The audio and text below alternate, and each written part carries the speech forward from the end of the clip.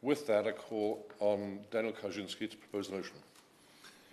Thank you very much, Mr. Gray, and it's a pleasure to serve under your chairmanship on this important debate on Anglo-Mongolian relations. It was a tremendous privilege for me to be appointed as the Prime Minister's trade envoy to Mongolia some 2.5 years ago. And I've come from a background of exports. Before becoming a Member of Parliament, I spent my formative career after university in exports, and I fundamentally believe that the future prosperity of our nation is predicated on our ability to have the same strength in exports as we do in our own indigenous economy. We're the 5th largest economy in the world, but we're not the 5th largest exporter. We have a target of £1 trillion of exports by 2030, and I think that the role that the trade envoys do in promoting British exports is very important. In January of this year, we celebrated the 60th anniversary of our bilateral diplomatic relations with Mongolia.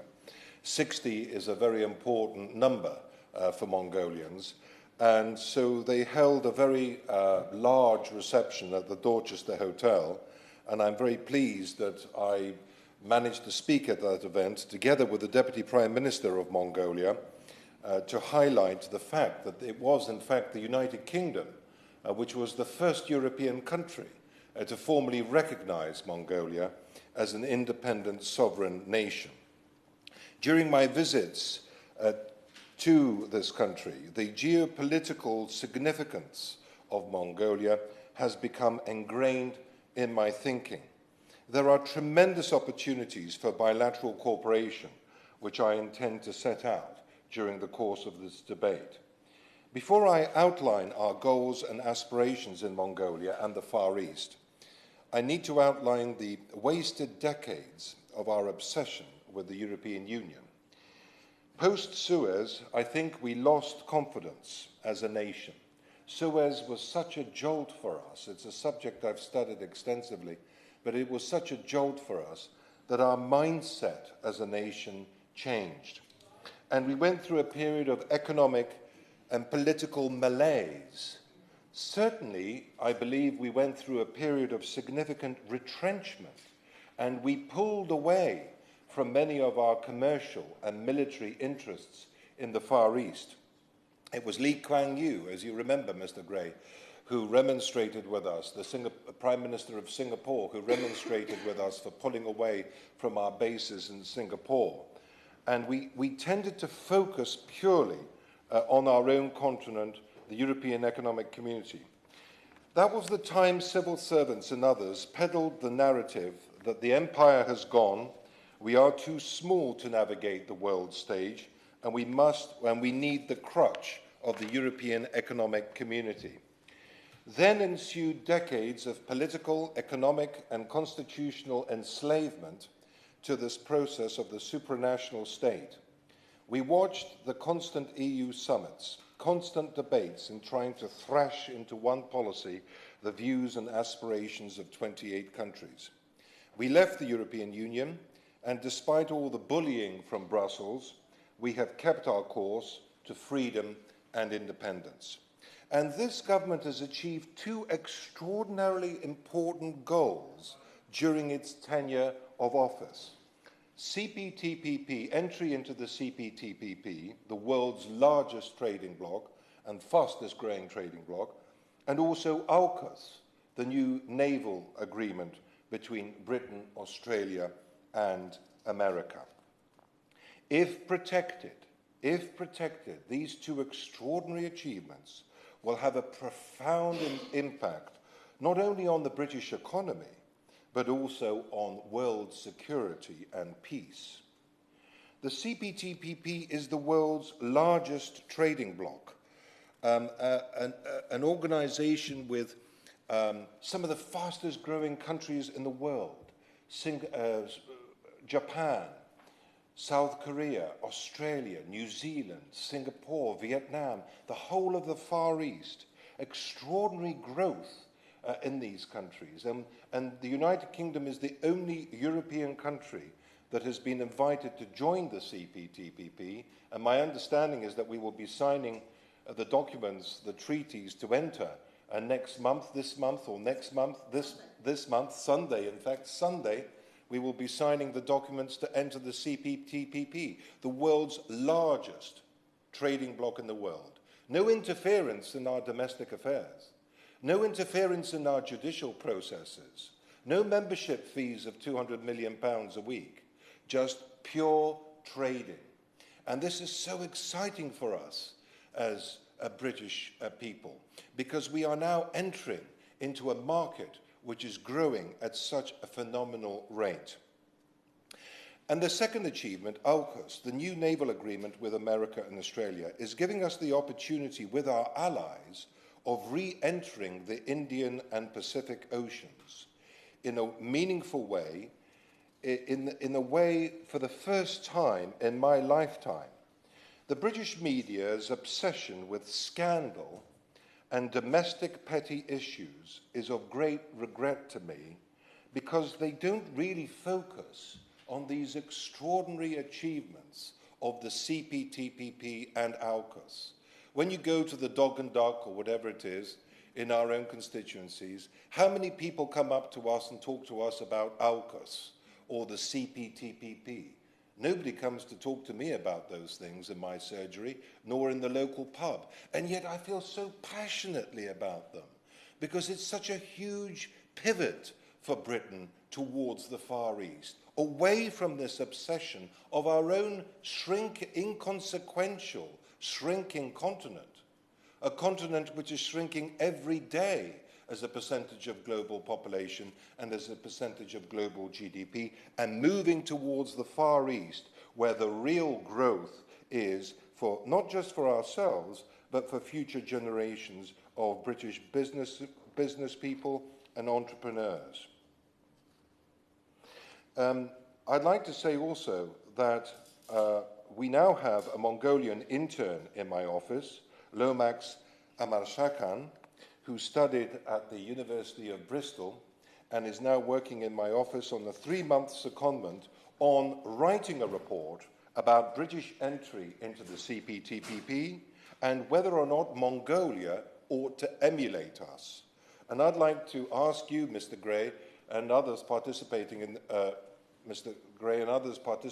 this debate, if they have any experience of how Britain signed membership of this very important organization, and the logistics and wherewithal of our experience of entering the CPTPP, to contact Lomax in my office, as he spends the next 2 months with me writing this report in Mongolian and in English, which will be presented to the Mongolian Parliament, so that we can share with the Mongolians our experience of entering this huge new bloc and try to encourage them to consider whether this is something suitable for them to follow us into.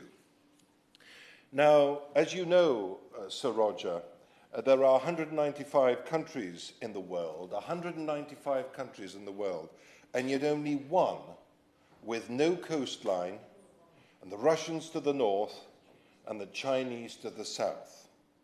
Mongolia. What an extraordinary situation to find yourself in. The Russians to the north and the Chinese to the south. And these are the two countries in the world which, in my view, more than any other, wish to use brutality, oppression, subjugation to their neighbors, bullying their neighbors and stealing territory without any remorse. Quite extraordinary, really, when you think about it, because of their status as two fellow permanent members of the UN Security Council. You would have thought that those 5 countries with that extraordinary privilege of being permanent members of the UN Security Council would be at the forefront of trying to uphold an international rule-based order, one which was predicated on the rule of law, democracy, human rights, and all the other attributes of modern democratic societies and modern international relations that we feel so strongly about. and yet the Russians and the Chinese are doing exactly the opposite, contravening UN rules and regulations and those of the European Court of Justice, International Court of Justice, and trying to manipulate and threaten their neighbors. And so Mongolia, of course, is a beacon of hope and democracy in that region. That whole region, whether it's Russia, whether it's China, whether it's Burma, so many countries in that region are oppressing their people. And Mongolia, the reason I'm so excited about Mongolia, and I feel so strongly about this nation, is that despite it being subjugated by the Soviet Union as a Soviet satellite state, and despite the fact that Mongolia has spent so many decades under a brutal, oppressive communist regime, whenever I go to Mongolia, I see their thirst and determination to grasp democracy and to nourish it and to try to create a genuine democratic society where there is a rule of law, where there is freedom of the press, where people can criticize their politicians and get rid of them at elections. So these sort of countries like Mongolia, that despite all the provocations from some of their neighbors, and despite all of the difficulties that they themselves have experienced in the past, we must support them. And we must support them economically, but also from a security perspective. And let me just say, Sir Roger, that China, for me, is the biggest threat. I started to ask questions about their conduct in the South China Sea some 7 years ago to the then Foreign Secretary, Mr. Hammond.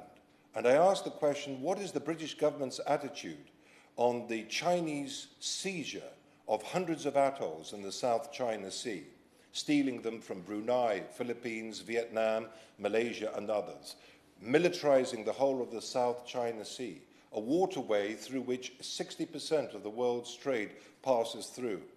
And the response from our Foreign Secretary was, and from the Foreign Office, it's a response which is indelibly imprinted on my mind, we do not take a view on the dispute of uninhabited atolls in the South China Sea.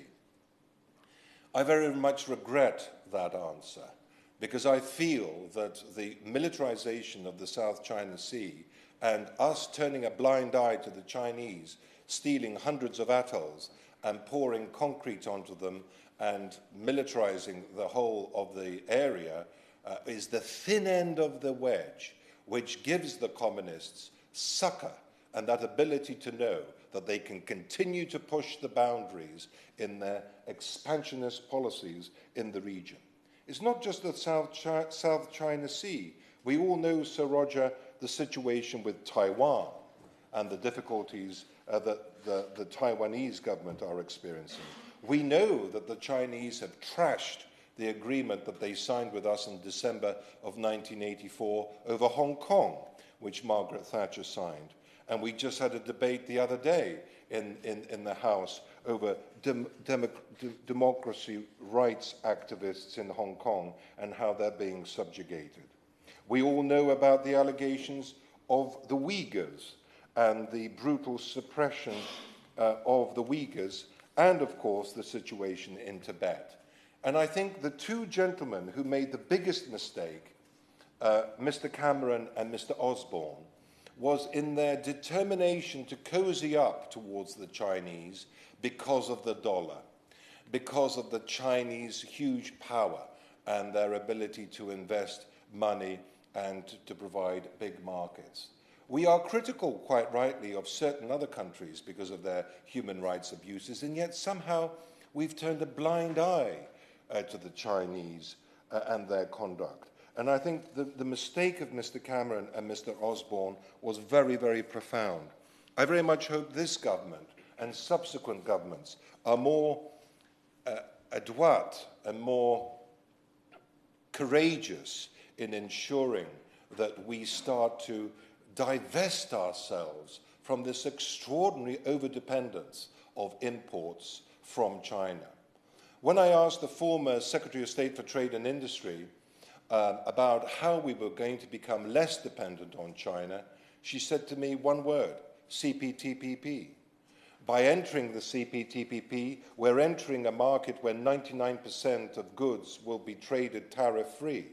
What is it that we currently import from the Chinese that we can't import from the Koreans, the Japanese, the Vietnamese, the Singaporeans, the Malaysians, and others? That is the message I'd like to get across to the Minister. I want us to use our entry into the CPTPP to encourage countries like Mongolia to join us, fellow democracies like Mongolia, people who believe in the things that we do, encourage them to join this new trading bloc, and also to use our position to try to restrict Chinese entry into the CPTPP until and unless they start to behave in a different way towards their own indigenous population, but also to their neighbours. Now, Sir Roger, when I visited Mongolia, I was taken to the Gobi Desert to inspect the Rio Tinto copper mine. Rio Tinto, based just up the road in St. James's Square, a major Anglo-Australian mining company, and I spent the afternoon inspecting the world's third largest copper mine in the world, the Rio Tinto Oyu Tolgoi Rio Tinto mine in the Gobi Desert. I was taken 1.5 kilometers underground and spent the afternoon inspecting the honeycomb labyrinth of tunnels which make up the world's third largest copper mine in the world. It's an investment of over $15 billion, and it has a massive impact on the Mongolian economy. One thing which I was particularly pleased to see was that 97% of all the workers were Mongolian on the mine, and that the mine had won major international environmental awards for the way in which it mined and looked after the area in which it was mining. As I say, this has a hugely important economic benefit for Mongolia, and I'm very proud and privileged to have played a small part in the negotiations between the Mongolian government and Rio Tinto in reassessing and modernizing their agreement, so it is now a win-win for both sides. But, you know, the copper that's being extracted from Mongolia, and let's not forget, only 7% of Mongolia has been explored. Only 7% of this country. We already see vast opportunities in the mining sector, and yet only 7% of this jurisdiction has been explored. And the Mongolians are mining the copper, and it's going straight across the border to the Chinese at its lowest value form, in huge railway compartments going across the border to China, which, as the Minister will know, is so thirsty for all minerals. It just seems to devour all of these things so quickly. So what my appeal to her is this, and I want to say it publicly: the way we will compete against the Chinese in Mongolia is to demonstrate to our Mongolian friends and partners that we want to have a genuine win-win partnership, rather than an exploitative type of approach which they have experienced in the past. And I'm talking to UK Export Finance about the possibility of trying to bring British technology and expertise in the copper smelting, copper refinery, copper smelter, copper refinery. What better way to send a signal to the Mongolians that we are interested in increasing their economy, bringing value add to their output, and giving them the power of having that processing industry within their own country, not just for Rio Tinto, but for many other mining jurisdictions across the country. We have the opportunity of saying to the Mongolians, we are going to work with you, we're going to bring in this technology, and potentially we're going to finance it. Now, I have £2 billion in my pocket, burning a hole at the moment. I don't often say that, but that's what I've been given very generously by the Minister's Department, UK Export Finance, for cheap soft credit loans to facilitate British entities in operating and exporting to Mongolia. The solution only needs to have a minimum of 20% British content, but it is a huge opportunity for us now. And I'd like to pay tribute to UK Export Finance in front of the Minister, Sir Roger. My interactions with Mr. Tim Reed, the Chief Executive of UK Export Finance, have been tremendous. And I think that he and his team are very, very agile, very adept at meeting with us trade envoys and trying to work with us in a very productive and effective way to bring this additional resource and opportunity for us to promote British exports with that additional soft loans and credit, which are so extremely important. So can I ask the Minister, please, to take an interest as I progress with others in trying to bring British expertise into the copper refinery industry for the Mongolians. And I will keep her up to date with my meetings with the Chief Executive of UK Export Finance to let her know the progression of what I consider to be probably the single most important economic solution that we can work together with the Mongolians in bringing this value-add processing to their copper industry. The second issue, of course, is Ulaanbaatar, a beautiful city, the capital, which I've had the honor of visiting on 4 separate occasions. Mongolia is a huge jurisdiction, massive opportunities, but tiny population.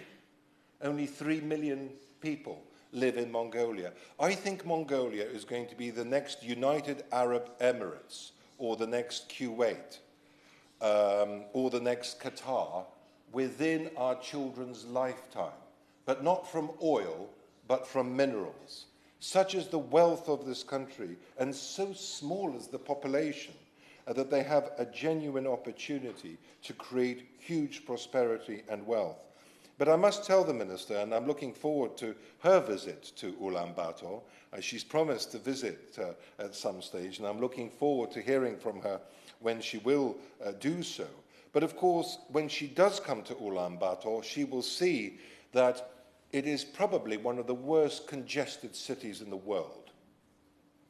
And unfortunately, the Mongolians have one of the highest cancer rates in the world as a result of the extraordinary pollution that takes place in that city. I've been warned not to go in January and February, not only because it's about minus 40 degrees Celsius, but because of the huge amount of pollution that takes place in that city as a result of the congestion. So the Mongolians have asked us to look at the opportunity of working with them to build a ring road around Ulaanbaatar. Not quite an M25, Sir Roger, but a ring road around Ulaanbaatar.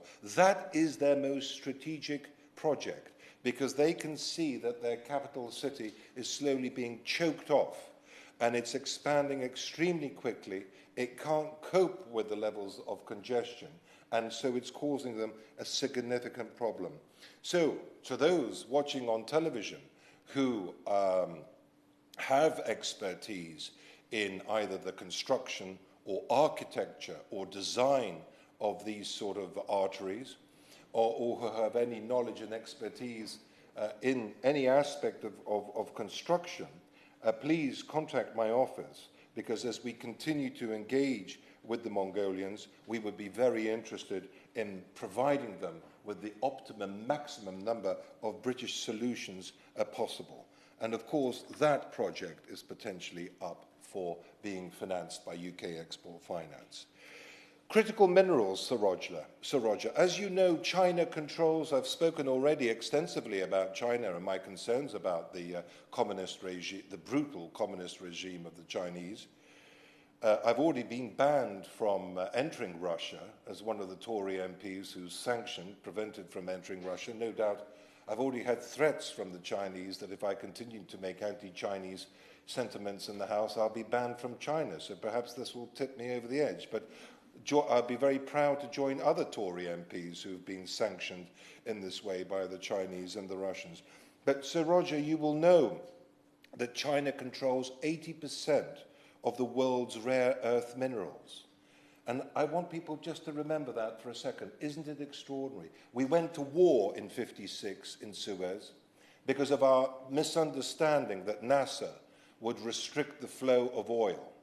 And so profoundly concerned were we that our industry would collapse as a result of the restriction of this vital commodity that we actually went to war over Suez. It backfired on us spectacularly, as you know, Sir Roger. But we are now entering into a period where critical minerals will have even more significance for our economy than oil did in the 1950s. I'm absolutely convinced of that. You only have to fly to Heathrow across the North Sea to see the thousands and thousands of wind turbines that we are building. We have more offshore wind than any other country in Europe, and yet not a single one of those wind turbines can operate without a magnet. And the magnet is made from rare earth minerals. So how can we keep the wind turbines going, and how can we keep our cars going in the future, or most of our economy and industry, without rare earth minerals? These are going to be hugely important, and I'm very pleased the Minister will know that we have a dedicated Minister for rare earth minerals strategy, and I'm also talking to her about this.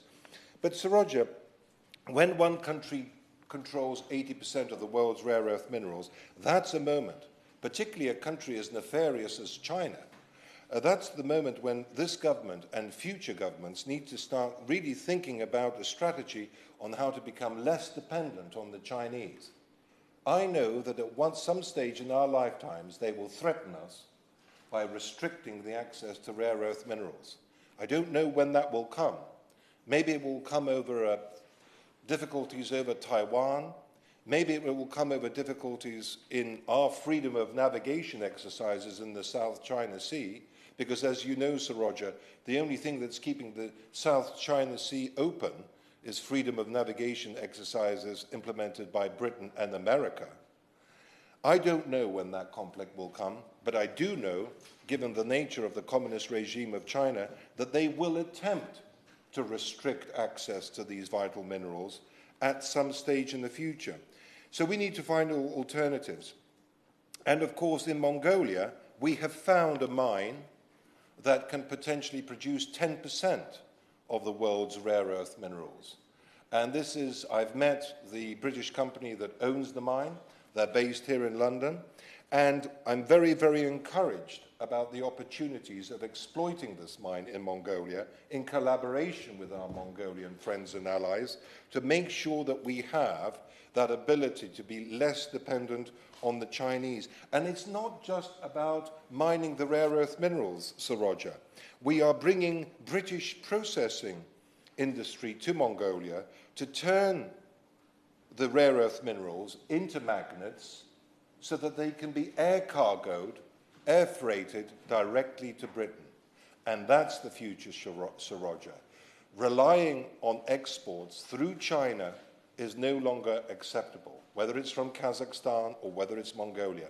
The next stage now is for us to bring British processing industry to Mongolia, again, a win-win situation for our Mongolian allies and ourselves, turning the rare earth minerals into magnets, and it is commercially viable, as the Minister will know, to air freight magnets from a foreign jurisdiction directly to the United Kingdom, and therefore giving us those vital supplies of this vital commodity in the eventuality of difficulties or tension with the Communist People's Republic of China.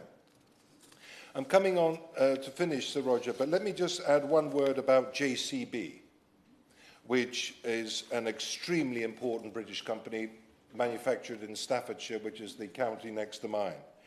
No organisation, in my view, or company, better exemplifies the opportunities for British products in a country like Mongolia. And I visited the JCB dealership in Ulaanbaatar, and Jerry, the Mongolian gentleman who runs it with his wife and family, they've gone from 0% market share to over 25% market share of these sort of machines in the mining industry in Mongolia in the last 8 years, from 0 to over 25% market share. And I asked Jerry, how do you do it? How do you compete against these sort of machines from China? The Chinese just have a border to cross. We've got to build these things in Staffordshire and get them across the world. He said two things: the quality of the British goods and the after-sales service. We test these machines to destruction in this sort of sector. And the durability of the British products and the after-sales service is what really differentiates British products from Chinese products. And that's what's given us such an competitive advantage over our Chinese competitors. I was so impressed by Jerry and his team that I invited, on my last visit, the Mongolian Deputy Prime Minister to visit the dealership. Everything, and I very much hope the Minister, when she visits Ulaanbaatar, will visit the JCB dealership. Everything there is British made, from the factory to the workshops to the areas where the goods are on display. There's even a golf course driving range for customers there, which is being built and designed by British architects and manufacturers.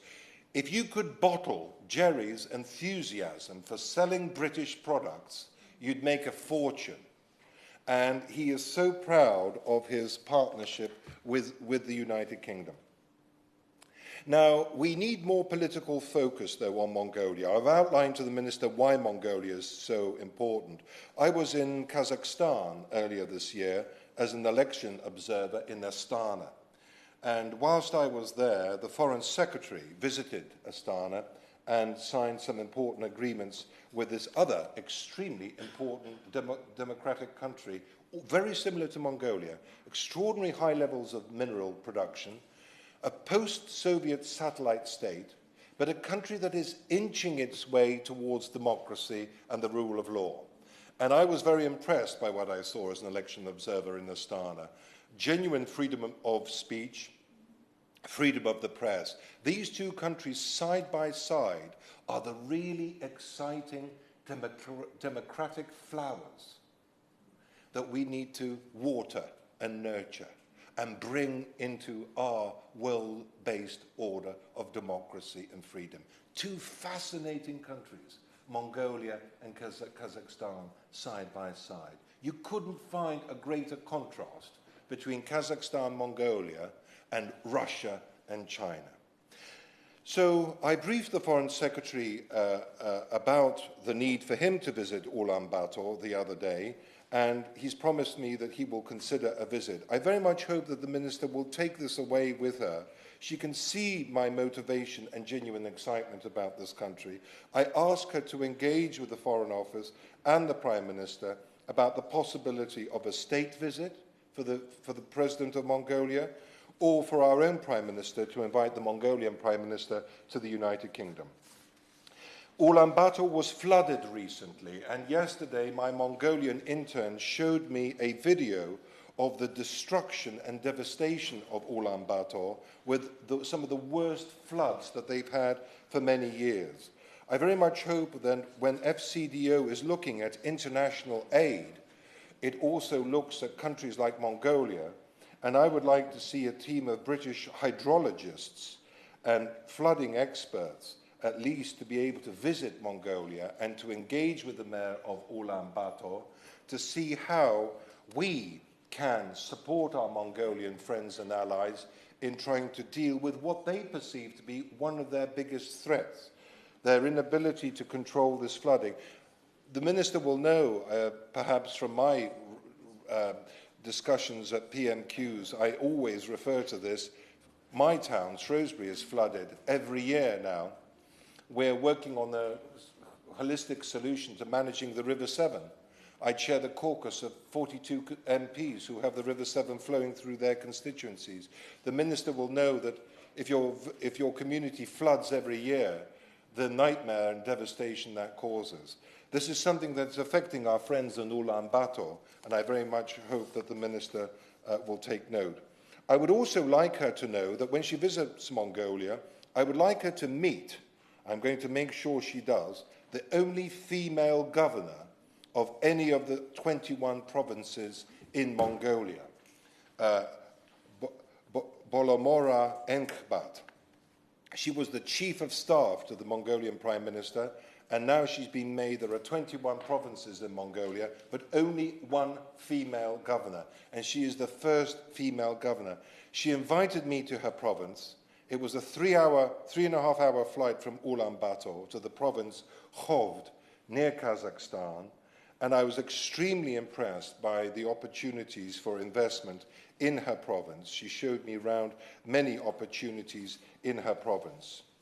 So I very much hope that the Minister will meet with her. But one thing I did see in that province, which I very much hope the Minister will be able to see, is one Chinese-built hydroelectric power station. I've never seen anything like it. It was built 10 years before my visit, and I spent an afternoon walking around it, and I was blown away by the poor finish, the poor quality. It's almost designed to fail at some stage or disintegrate. It would not pass muster here in the United Kingdom in a month of Sundays. And I think if we're going to compete against the Chinese on infrastructure projects like this, it's very important that we bring that expertise. I'm going to end now by saying this. I'd like to pay tribute to Philip Malone, the outgoing British ambassador. His first posting was in 1983 in Argentina. So you can imagine what a difficult slot that was. When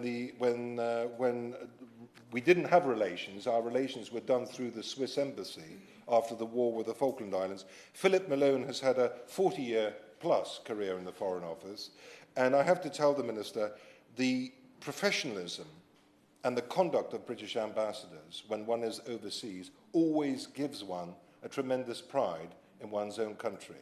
They are the best, our ambassadors, the men and women who are privileged to do that role. Philip Malone has been exceptional.